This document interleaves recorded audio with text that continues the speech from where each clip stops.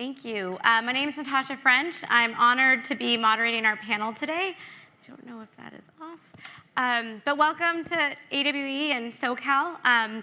So excited to be able to introduce our speakers today. Just as a little touching point, we're going to be talking about new technologies changing the way we experience sports. So as all of you probably know, fans are no longer passive, they want to be an active participant. So with our three panelists today, we're going to talk about immersive experiences, how they're integrating those through interactive advertising, AI, AR, VR, XR, and beyond. So to get started, I'm going to start with Chris Sloan, who's the VP of Global Partnerships at SoFi Stadium in Hollywood Park. And he'll be touching on using technology to improve the stadium experience. So Chris, if you can take a minute to introduce yourself. Yeah, my name is Chris Sloan. I oversee our brand partnerships at SoFi Stadium in Hollywood Park on behalf of the Rams and Chargers as well.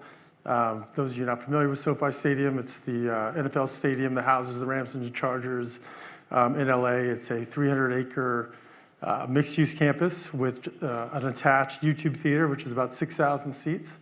So across the 300 acres, it sits in between the newly coming on board into a dome where the Clippers will play, and to our north where the Forum is. So we're about 2.5 miles from LAX. So it has been built. It's been opened up for 4 years and really built with the mindset to be at the forefront of the greatest sports entertainment venue in the world.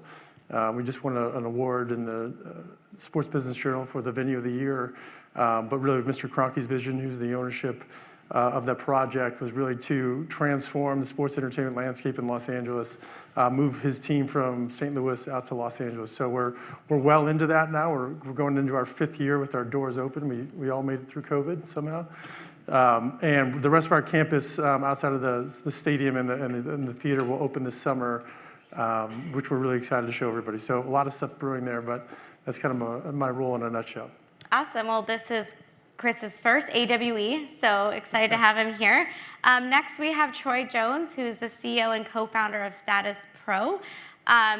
Status Pro connects fans and athletes like never before using immersive technology that he'll touch on. And he impressively led the charge to receive a license from the NFL to create a simulation football game, which the only other company to do that is EA Sports. So Troy, if you want to give a couple words about yourself. Thank you. Pleasure to be here. Like she said, my name is Troy Jones, co-founder, CEO of Status Pro. So we started Status Pro in 2017. My co-founder and I, Andrew Hawkins, 2 former athletes. I was a Division I quarterback. Andrew Hawkins played 7 years in the NFL and was really built around this impetus of how do we leverage our experiences as players to benefit the game beyond playing. So our first product actually was a training product that we built and took the NFL teams in which they were using to simulate reps against holograms. So obviously there's certain times during the season where players aren't allowed to be on the field. This was used as a way for players just to get visual and mental reps. And we would notice that players would have fun when they would put the headset on, so we thought, what does it look like to actually create a B2C product in the form of a video game? And we decided to approach the NFL and NFLPA with the opportunity, and that led to us launching and building NFL Pro Era, which is the first fully licensed sports game in XR and has performed pretty well as a 4-star game in the Meta store as well as the PlayStation VR store. So anything first person when it comes to just sports experiences, that's kind of our sweet spot, and we're looking to do this obviously starting with the NFL, but in every sport. Awesome. Well, welcome. Also a first-timer here at AWE. And then we have James Giglio, who's the CEO and founder of MVP Interactive, and also a recent author of his book, Beyond the Jumbotron, that was released earlier this year. And at MVP, they work on creating immersive fan experiences. And excited to hear more where they recently just launched their first in-stadium advertising network. So James, if you want to introduce yourself, and then we'll get started. Sure. Hello again, everyone. I'm James Giglio, as Natascha mentioned. I'm founder and CEO of MVP Interactive. And so we are an immersive creative technology company that set out to pioneer the concourse activation space using immersive technology as a way of a consumer engagement tool to allow fans and consumers to connect with corporate sponsors in a sports venue. In many ways, that was an antiquated experience, attending sports games many years ago, where brands would quite literally have very analog experiences as a way to capture some consumer data or achieve new consumers or customers. And so our vision has always been to really allow technology to open up a frictionless communication in terms of brands offering these unique experiences for fans to participate in exchange of information, consumer products, things of that nature. And so that's how we built our business, and now we're venturing, as Natascha mentioned, we'll discuss this a little bit later, opening up our platform to a advertising network that I think is going to be a really fascinating, disruptive way that corporate sponsorship works. Chris, don't fight me, please. Like we're gonna get through this together. But we're really excited about that platform. Awesome. And just some housekeeping, we will have Q&A at the end, so if you have questions, we'll definitely cover that. And for those standing, there are some few seats in the front if you wanted to make your way. Cool, well, let's get started. So Chris, I'm gonna start with you, and as you mentioned, you are at the epicenter of probably one of the most impressive venues. If no one has been there, I highly recommend you can tour it as well, so maybe not for a sporting event. But SoFi has seen some of the largest sporting events out there, and you're known for using technology kind of at the forefront. So if you can share how some of these advancements at the stadium have transformed the fan experience for you guys. Yeah, no, it's a great question, and I think when you build something like SoFi Stadium in Los Angeles, the expectation when you're going to house 2 NFL teams is to set the bar really high, and Mr. Kroenke did that, with his wallet and backed that up. And when you're charging a premium dollar for things, the fans expect it, especially in Los Angeles. When you're trying to do those sort of things, you got to be authentic in what you want to do. And I think one of the things you'll see when you come to SoFi Stadium, what immediately grabs your eye is our center hung infinity screen made by Samsung. It's a 4K video board. It's the first of its kind. It's a one-off build. It's 4 stories high. It's dual-sided. It's 110 yards long, which gives us massive capabilities to really perform or transform our venue to whoever's going on, whether it's a Rams game, a Chargers game, a Taylor Swift concert. We have a lot of opportunity to use that board to really transform the experience. Also, we have the most LED of any building in the world, so all levels of our building are LED. So to be able to transform that experience for people, venue to venue, event to event, it really changes the experience. And so we can turn that on with the drop of a hat, which really helps us when we're talking to corporate sponsors and driving dollars, is what makes this venue different, what makes it unique. And I think really driving that innovation with Samsung and building that board is like a wow moment. As soon as you walk in, you realize you've never seen something like that in any venue in the world. We did beat AT&T Stadium in Dallas, so pretty proud of that fact. So I would say that one jumps out to us as the most, but we're partnered with several leading edge technology companies. We have a huge relationship with Google Cloud, Verizon, Samsung, Square, Uber, all these technology companies that really lean into everything that we do from a guest experience standpoint. No, I think one thing you mentioned earlier too, compared to other stadiums where they're still analog and having to pull signs when switching teams, where you're able to home 2 teams as well as events, with probably be able to switch that in what's kind of like the time frame. To switch it over, it's pretty easy. I mean, I think if anyone's familiar, the most comparable venue to us is probably Jets and Giants Stadium, MetLife in New York. And we were talking before the panel here, is if you go there, you go to a Jets game, they literally have a picture of Joe Namath on the wall. After a Jets game, they unscrew it, and then they put a picture of Phil Simms on the wall, and they screw that back in. So we've come a long way. I think that opened in 2008. So how far technology has come, but I think using technology in the digital landscape of our building really helps from a venue standpoint of turning the building over. So we can turn it over relatively quickly from event to event. Awesome. Well, moving over to Troy, as I mentioned, Status Pro's first in-person sports experience, the pro era, being first fully licensed by the NFL in virtual reality. I think, can you share the moment when you realized the profound impact your technology would have on fans being connected to sports in a more immersive way? Yeah, it's a good question. I think it's what I alluded to earlier. When we started off as a training company focused on helping the athletes get better, we really wanted to make sure that we received their input, right? So every time we made a feature or we had a specific use case, we were very pointed and going directly to the position group that we were working with at that team and getting feedback. So when you see the player who is actually on the field saying that, hey, this is a true, like the closest I'm gonna get to actually competing, and this is a representation of that, and they're enjoying it, it's like, it encourages us to say, okay, this is the next step for the fan, right? If you watch the trend of sports, it goes from you watching the game to going to ESPN and watching a bunch of former players talk about what that player was seeing and what they think was going through their mind in that given situation.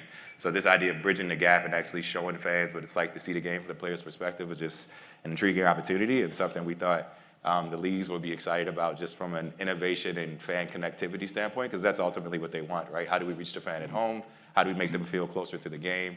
And XR in this particular use case was the perfect synergy of just all those things. So for us, it's exactly that. It's like we always talk about this concept of watch it on Sunday, play it on Monday. What does it look like to see your favorite team, your favorite player, the exciting things that happen on these games that we watch throughout the whole week to the next game? Where does XR and Pro Era fit in that cadence that a sports fan or NFL fan watches and consumes the sport throughout the week? And we just thought putting them in the shoes of the player was the perfect opportunity. And it's the very early days because obviously XR is still emerging and the headset market is still growing.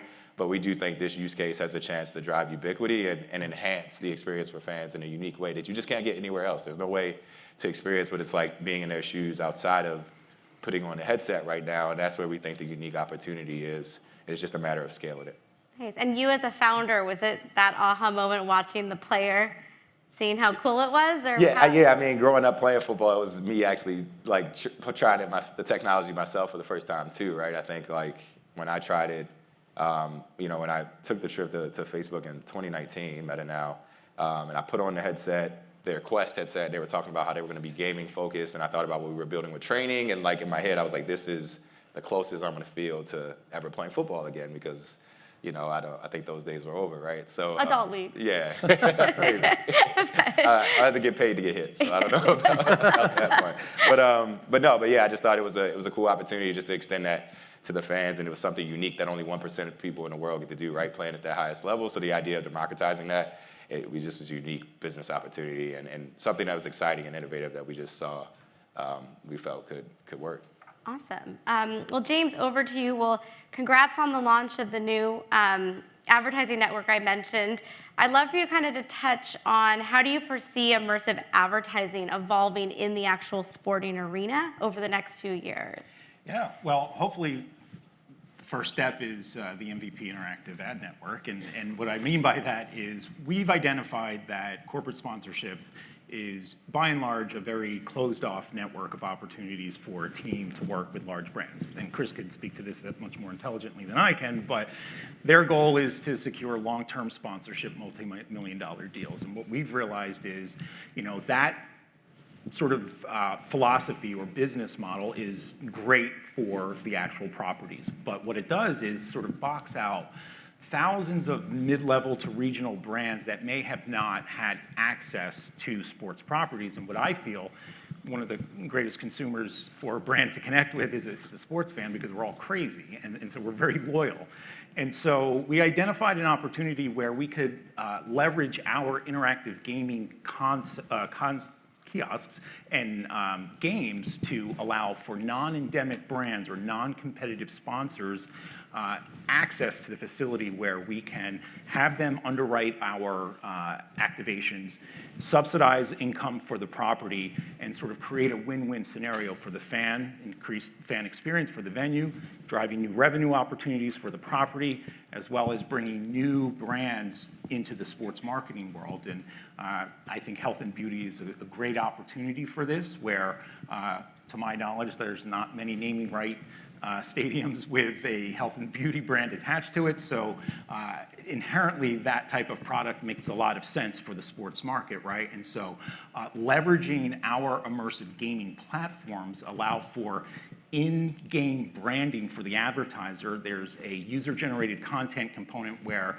the participant is registering to participate with the game as well as exchanging information. So we go back to that original thesis of, how do we create a frictionless communication where no one wants to be yard barked, no one wants to be solicited, but when you have this draw of technology, sign me up, right? And that's what we've seen over the last 10 years, where it's a complete barrier breakdown to an easy call to action to participate in a really cool, fun, and immersive experience. And by the way, That user experience is recorded.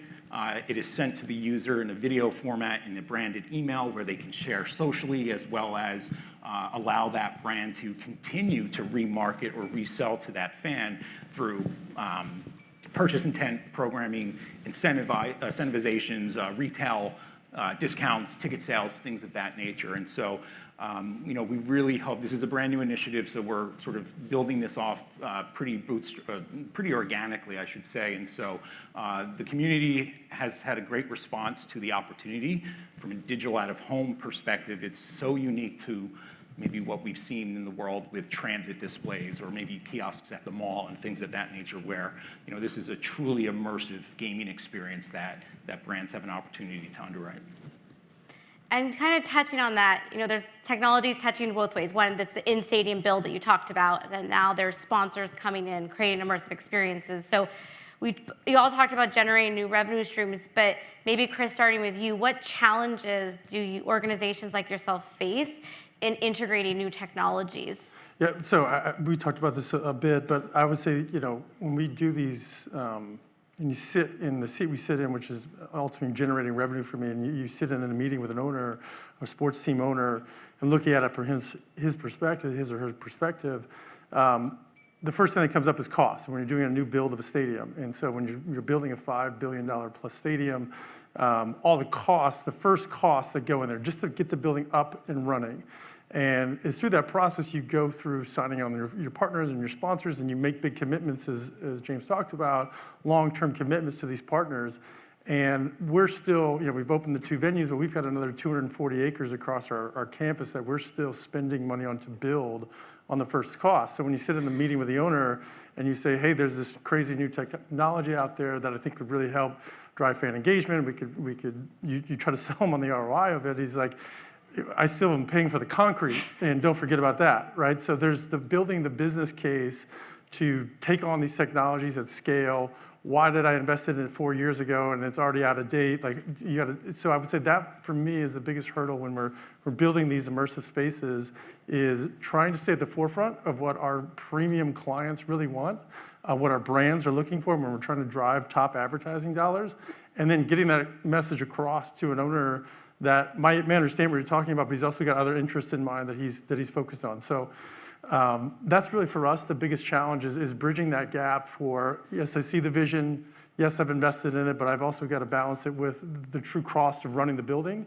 And if you don't have a true business case connected to it, it usually stalls out, and we wait for the next iteration until we literally can't use it anymore. So if you want to get ahead of that curve, I think bringing an ROI case at scale of why those dollars need to be spent now instead of later is truly important when you're, at the end of the day, you're trying to convince an ownership group to spend money on the product.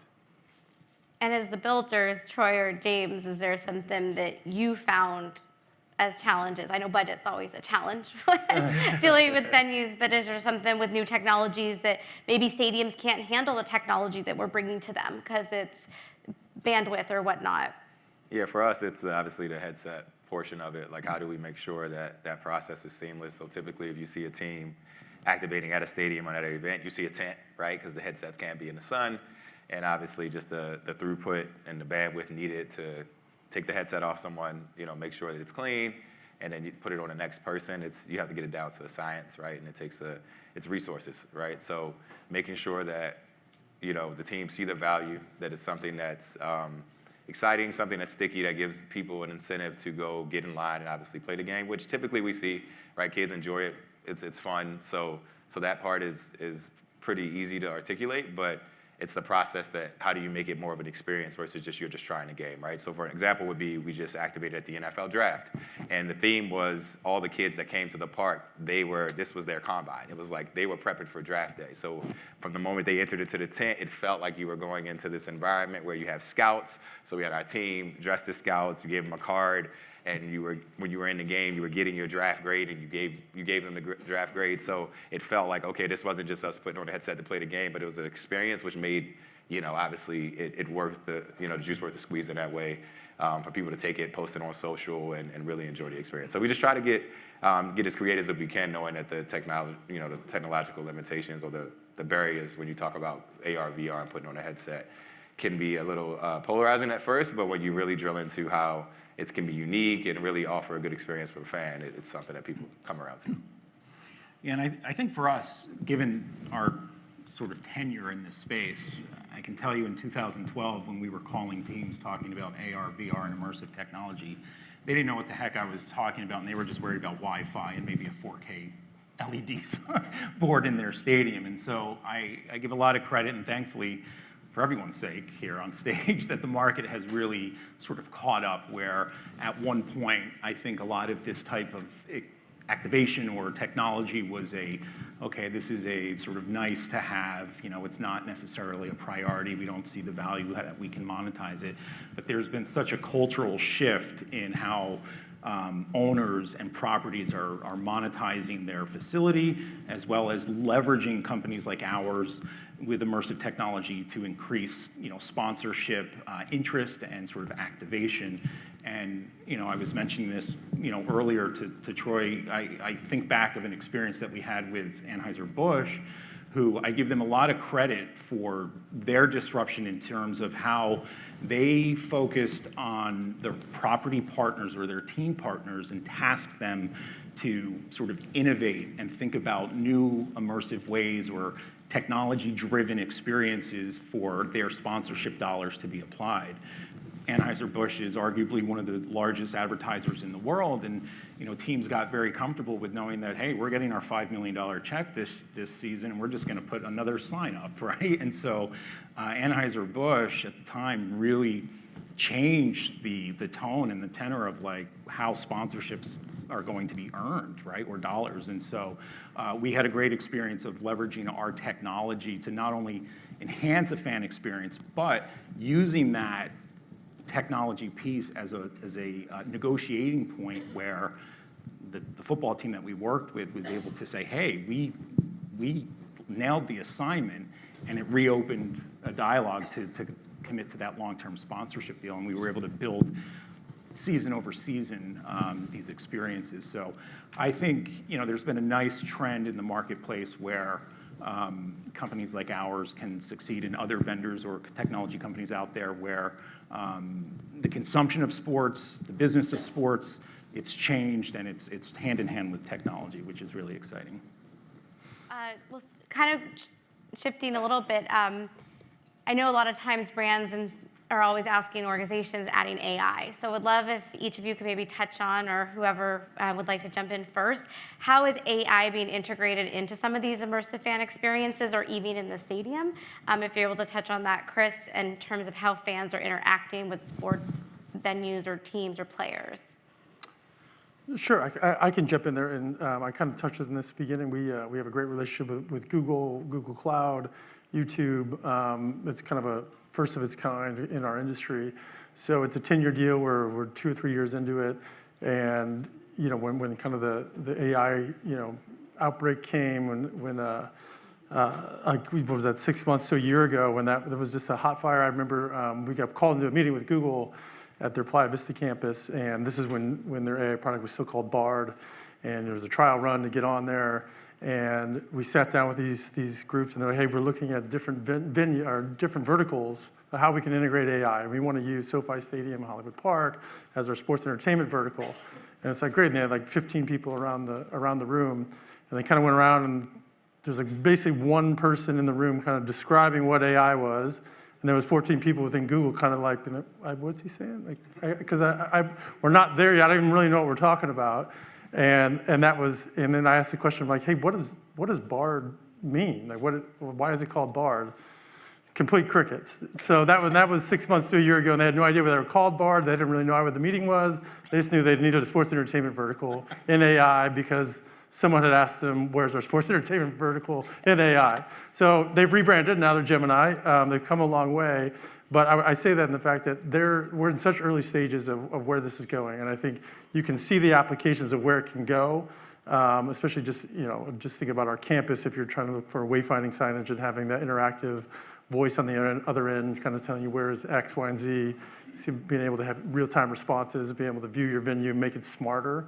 We're going to get there. But we're in such an early stage of it right now that we haven't implemented it because we're kind of seeing how again, going back to my concrete comment, we got concrete needs right now, and so we will get to the AI needs. So we will always have a great partner with Google that wants to push the envelope and wants to get out there and do innovative things, but I think in our experience, we're really at the early stages of that right now. Yeah, for Status Pro, it's twofold. You have how AI will impact the development process, which I'll save that, but the end game area we're focusing on is just the immersion. I think that's like the unique value prop of our game, this idea that you are in, it's a first-person experience and you're fully immersed, so what does it look like for you to interact with the MPGs in a unique way, and your teammates feel like they're your teammates and the game be alive in that way, right? So when you make a big play, one of the best parts about playing a sport is cheering your teammate on or your teammate cheering you on. How do you drill into that to where they get to know you and interact with you as if they would on the real field? And just really heighten that across the board, down to, obviously AI powers our game anyway because you're playing against the computer and your teammates are driven by it, but just plussing that up and making that much more, adding much more depth to it. And for us as a startup, it's obviously going to accelerate our ability to improve the quality of the product. And that's, we're bullish on it because we feel, again, you can't replicate that in any way, right? So getting down to the player. So if you're playing for the Texans and you're CJ Stroud and you go over, you talk to Stephon Diggs, what does it look like if he's your receiver to actually interact with you the way that Stephon would, right? We're getting that granular. Obviously, there's a lot of red tape around that when you talk about getting a PA and the leagues on board. So it's the very early days of it, but we think that if we do it the right way, in a responsible way, and it really can just make this experience that much better and truly define the future of how people will want to engage with the sport. Yeah, I 100% agree that we all can agree that it's very early. And so from a fan experience perspective, I think, anything that's out there in the wild, so to speak, is fairly basic or commonplace to the generative AI experience, whether that's a ChatGPT search, component or allowing communication to a technology using generative AI. So, I think it's early in terms of what the power of AI can do from an engagement or activation standpoint. But from our perspective, AI has been tremendously exciting for more developmental methodologies, right? And leveraging whether that's computer processing or graphic processing or methodologies around volumetric and Gaussian splat and things of that nature, where AI is really driving the experience or the development of the experience. And so another example is we're currently working with AWS and partnering with their AI team to sort of help enhance maybe some of our body tracking experiences where AI can really leverage the technology of tracking a human without the sort of constraint that the hardware used to take that responsibility in many ways, and the 3D cameras. And so I think from a development and methodology perspective, it's a little further along for us, but it's exciting for what we can do in the future with AI and making it a next level immersion of that personalization, which is super exciting. Yeah. And I'd just add that I think the takeaway for AI for us is we have no doubt it's coming, and it's going to change everything that we do and the way it's coming. I think understanding how do we use it best. I think just predictive analytics, et cetera. It's just going to change everything we do from an operational standpoint. So for us to lean in on that on the front end is really important to us because, as I mentioned, it's going to be a complete game changer for the sports industry. And kind of speaking to the adoption and kind of touching on your concrete comment for the fan experience, and we're talking about if you've been to a sporting game, active, very focused individual who just is there to watch the game, right? But they do want that second screen. Where I was at a Dodger game last week, and I was the only person picking up my Uber Eats because no one else was using the QR code. They had people running around showing people how to do the fan cam with the QR code. So with knowing that fan, it might be their first game, they've never touched this technology, how do you make sure you're integrating these technologies and keeping authentic to the fan and making them less frustrated versus making it a better experience? Yeah, I think we talked about at the beginning, our goal is to make this coming to a game as frictionless as possible. So you're competing with the couch, you're competing with staying at home and have a better experience on your couch. So you want people to ease into the building. So getting through security is important to that. From Ticketmaster, how do you order your food? How do you not stand in line? How do you get, how do you use AI and those sort of things to make the parking experience better and the traffic patterns on the way to the game? How do you create that ecosystem so it's a curb to curb kind of experience? So for us, I think how do we take that initiative on what we're doing and really try to make sure that the game is the game, but the tech that we are implementing is actually driving the behavior we want, which is ease of being there, ease of use. You be able to use your card to buy more merch, to buy more beers, to stay longer on dwell time. The more we can use that to be frictionless and we can focus on the game. We obviously will always have those hardcore fans, but there's multiple fan journeys at every game that aren't always there for the hardcore part of the game, and you've got to tailor the experience to them as well. So it's a balance of both, but I think for us, it's how do we make the experience of coming to a game and an event as frictionless and easy as possible for the consumer. And James and Troy, touching on that on the building the experience side, how do you work with the brand or team to make that a better fan experience? You want to go first? No, that's okay. Well, I mean, it's twofold. I think our perspective and methodology in terms of really understanding the core values of the brand is number one. And, developing an experience that feels authentic to the brand. And so, we always joke that we deal with a lot of insurance and finance brands, and they psych themselves out, and we're like, we're really boring, and I don't know how interesting we can be to sort of market to fans. And, it's just a great way and another example of how technology breaks down that barrier, because we can work with a stale brand from a sort of consumer standpoint and make it really fascinating and really fun. And so we keep it authentic to the brand, and then we obviously, we don't, despite being a technology company, we don't want to shoehorn technology for the sake of using it. And so we try to educate both the property and the brand in terms of maybe I'm sure the nomenclature and sort of misdefinition of technologies we get a lot of times. And so maybe a client will come to us asking for VR. But they really mean that they want an AR experience. And so we kind of guide them through, what would be a very authentic and personalized experience for the brand and for the fan.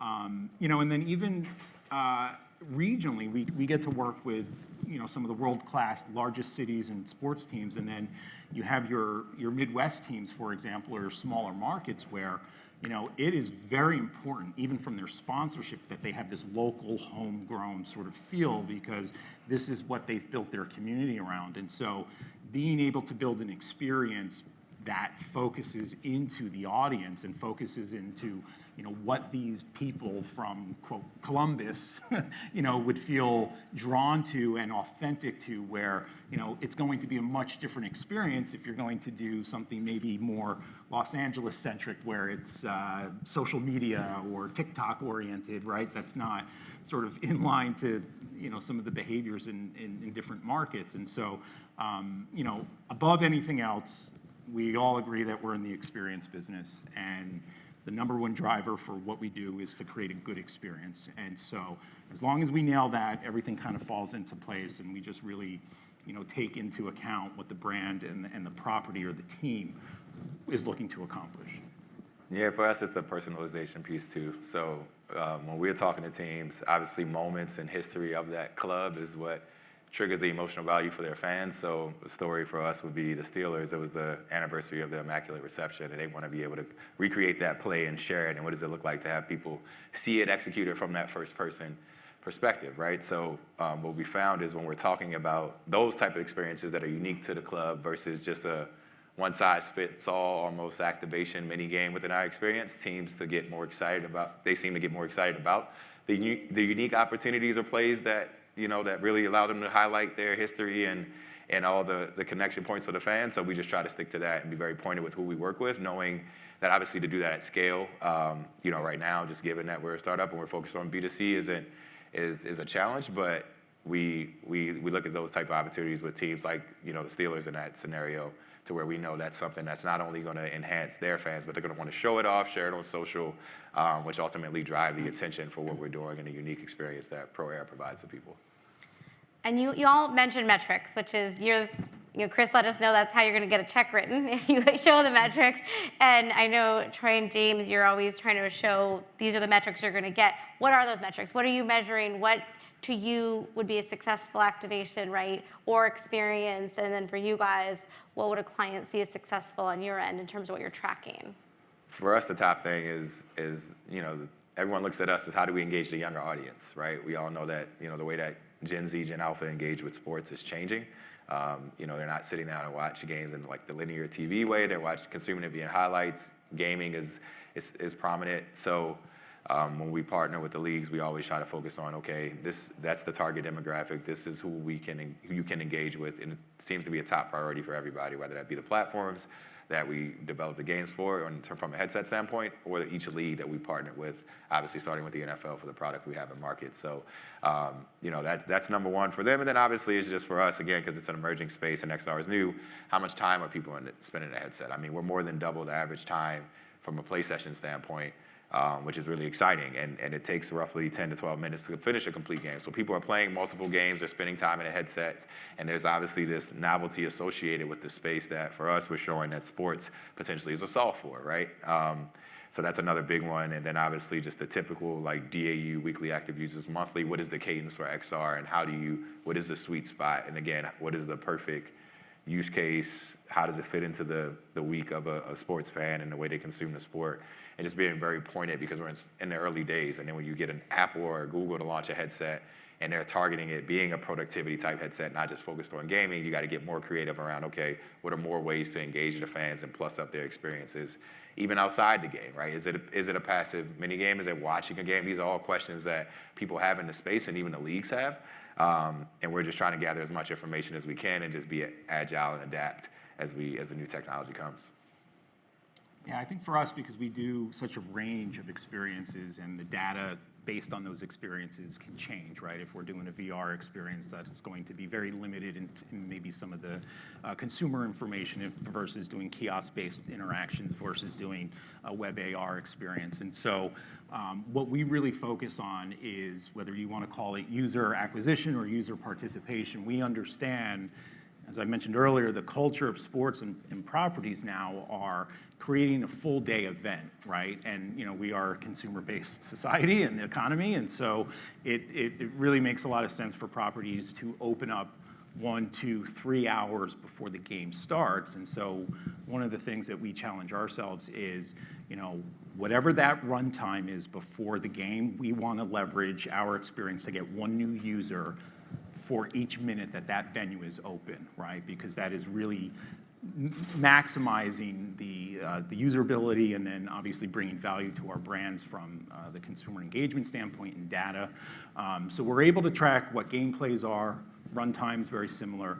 But I think one of our competitive advantages that has worked in the past is an analytics that with most of our devices, we can essentially leverage facial detection technology to show dwell times, impression rates, views on where fans, what we call, there's active participants that are those playing in the games, and then the sort of crowd that goes around the machines. And so we're registering what those view times are and how many people had maybe the opportunity on the concourse to walk by, and then the algorithm kind of picks up and say, all right, we had 30,000 people run past our device. We were able to convert views to our device at a 93% ratio, right? So we're able to show those conversions, and then we can even drill down to a degree, very broad demographic information like age grouping and gender groupings and things of that nature. And so being able to provide a client, both on the team side and the brand side, a dashboard with that performance metric has been really helpful.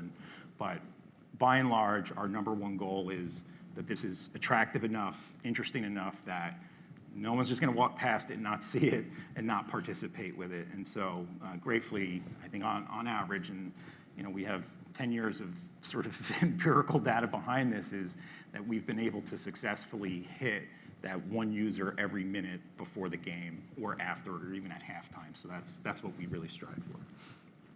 Yeah, listen, I think James and I are on the same page. Those are everything he said from a metric standpoint is we've got to justify to the people that are spending money with us, what are we doing with those? What are we doing with those dollars? And it's evolved so much in that they're so much smarter about their business.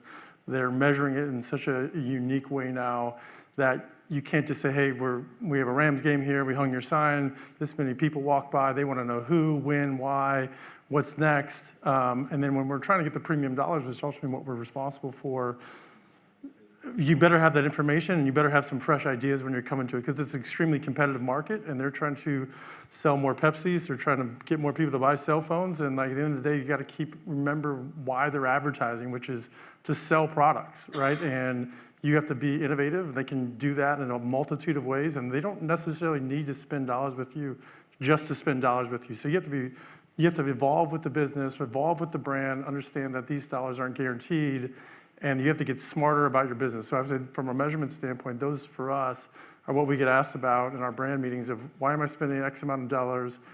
Exactly tell me what I'm getting, and you better be smart about your answer, because it could go out the opposite way really quickly. So I think from us, that's how we measure a lot of things that James touched on.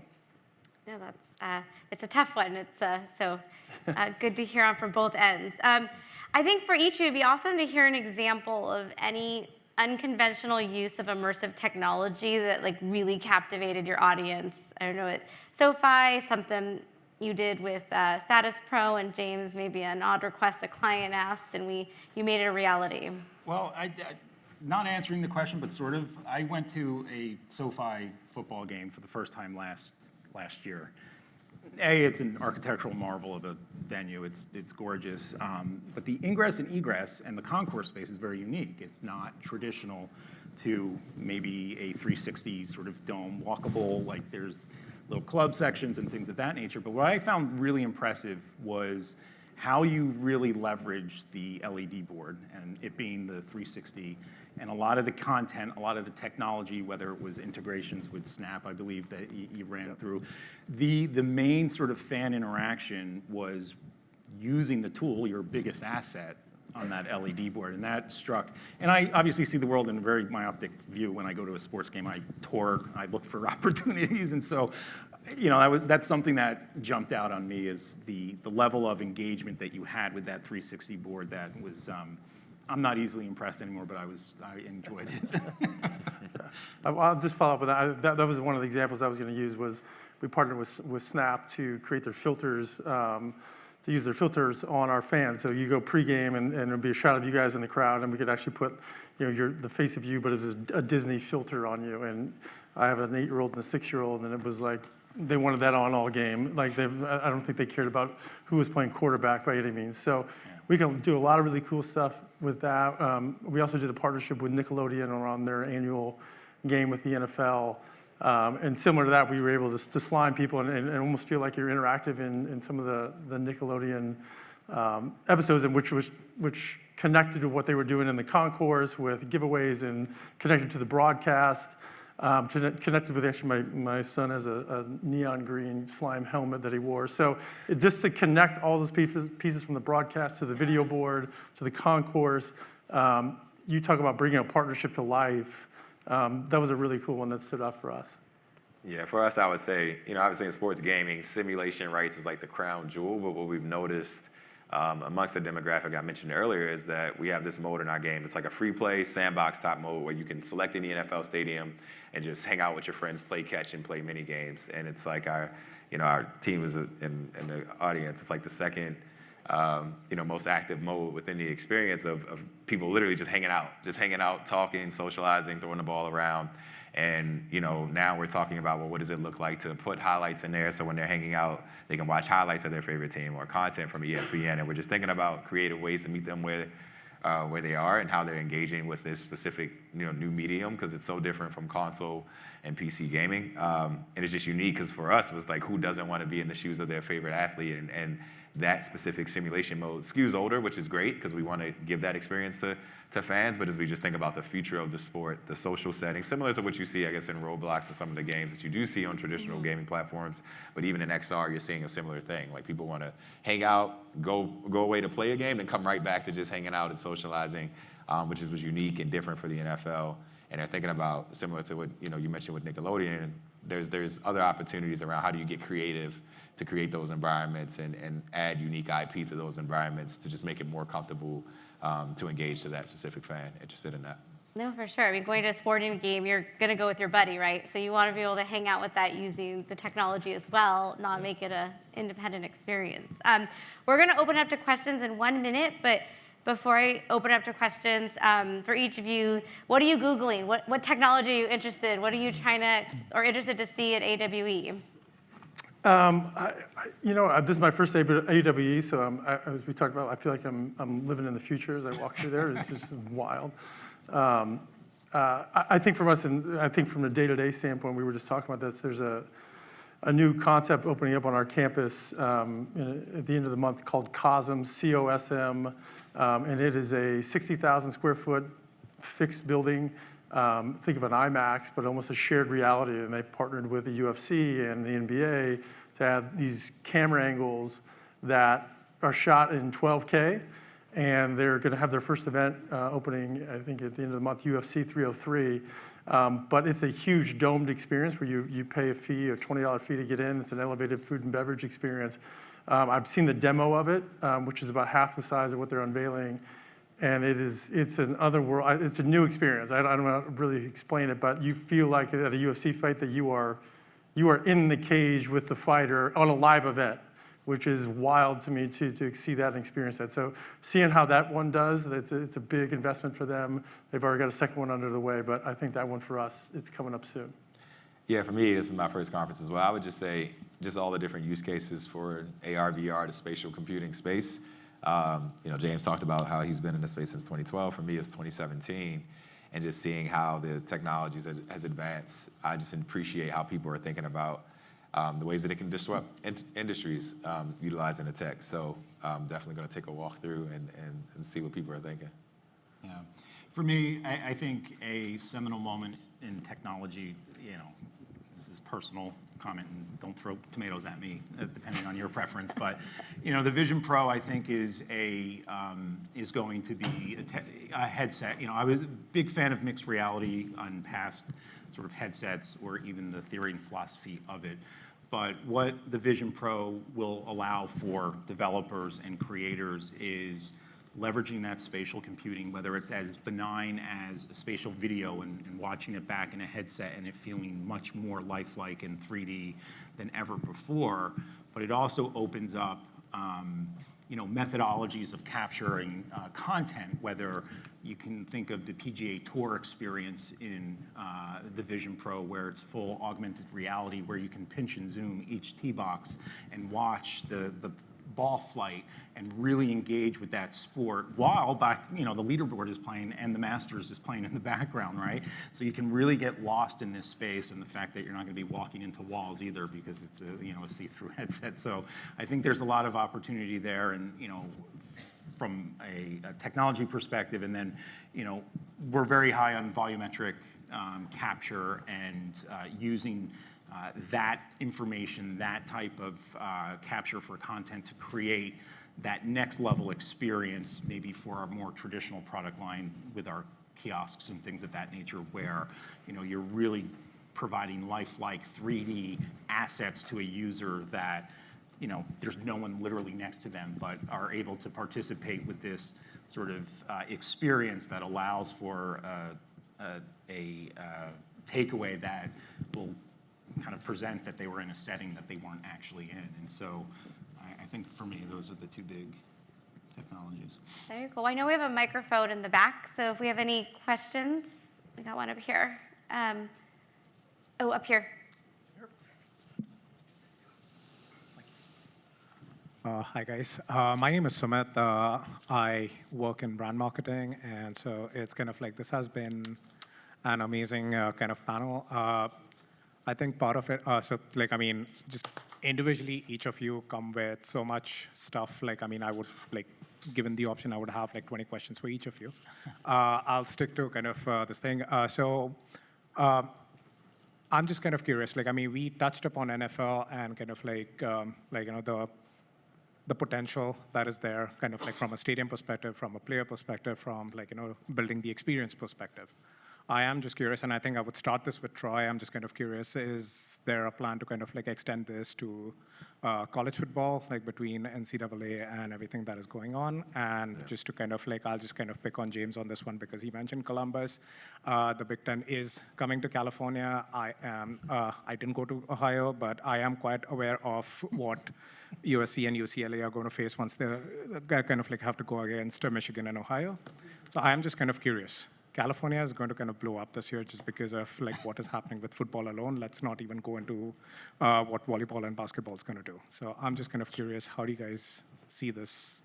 Do you want How to many take that, times Troy? a Or? day do you get that Oh, NCAA yeah. question? Every day. I mean, and it's obvious, right? Because, EA is launching their college product, and it's all the talk this summer, so it's a natural thing for us.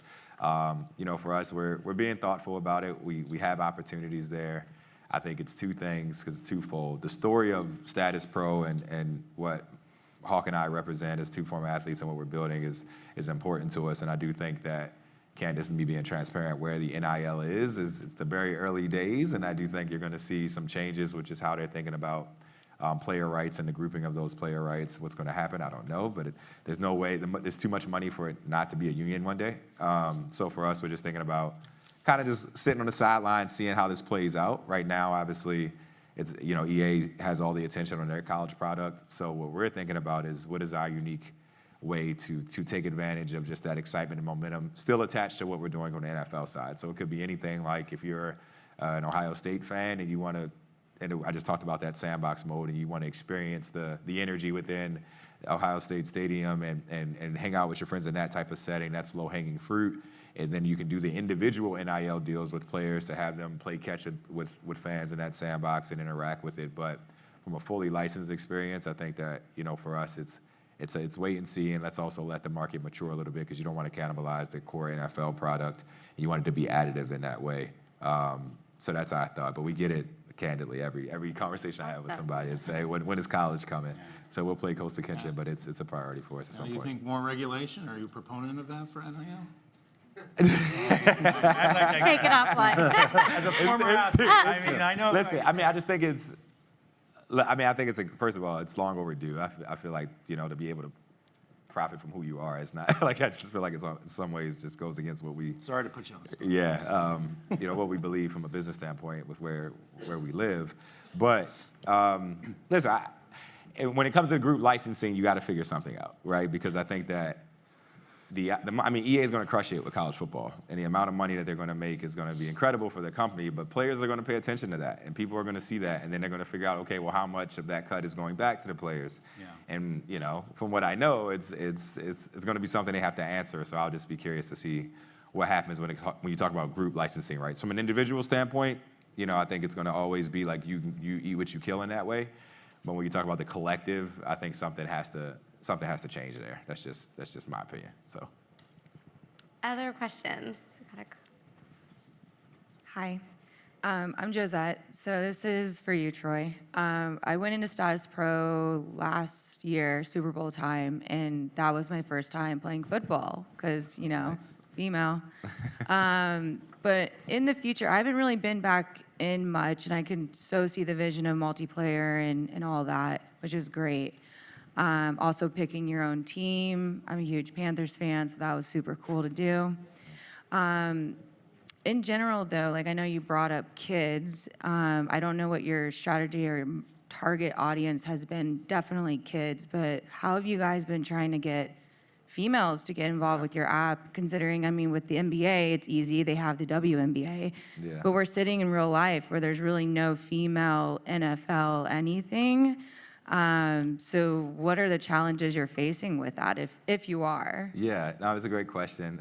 Two members of my executive team that are in the crowd that are women that get on me every day about, hey, we need to have a presence in the game. So no, I think that's something we're excited about, something the NFL cares about too, because it is a way for everyone who's never played the sport to be able to enjoy it and experience it. And that's the opportunity for the league. It's like you have the traditional way in which you can play the game, which obviously Madden is the standard there. But when you just talk about someone who finally wants to get behind the center and learn it and see it from the player's perspective, that goes across the board to women, kids, all ages, all demographics.